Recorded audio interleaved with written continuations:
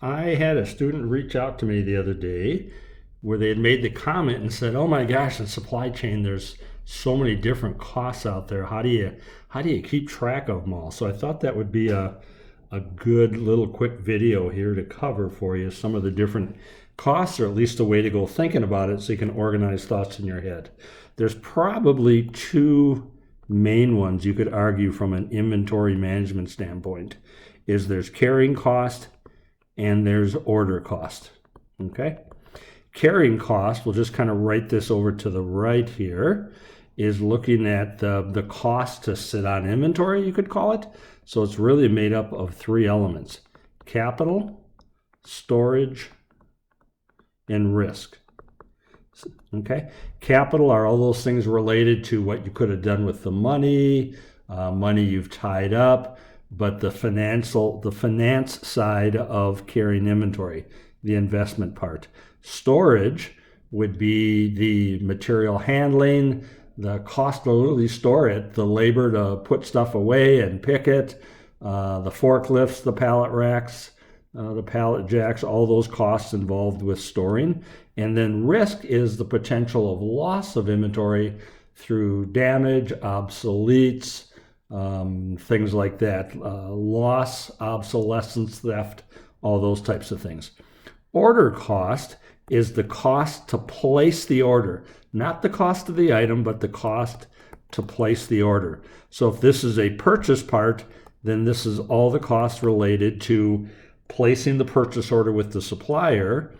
If this is manufactured part, this is all the costs related to the shop order to place the shop order out in the factory. So the cost to plan it, put the shop packet together, get it out to the floor, etc.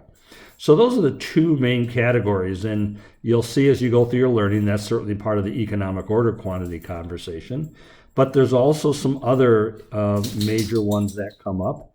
Acquisition cost, which is the cost to acquire something or buy something. So that's the item cost itself, plus probably the transportation costs, and also any documentation costs or anything like that. So this is part of a whole category called landed costs. What does it cost to take that item you purchased and land it on your dock?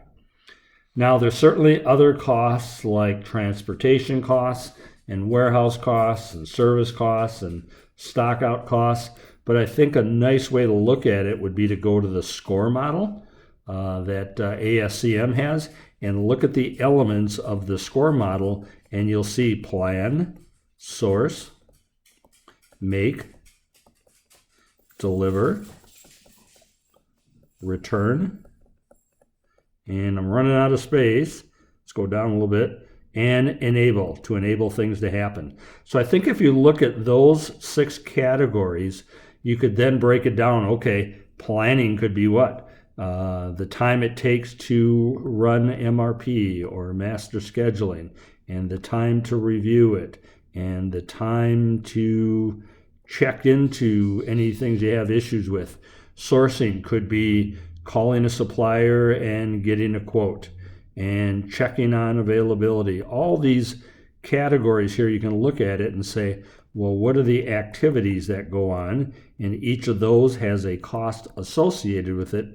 And if you think about it, you could then add up all the costs on this whole page, and this becomes your total cost to manage an item all the way through the supply chain. And so I think this is probably a nice, safe way to look at it and be able to lock it in our head.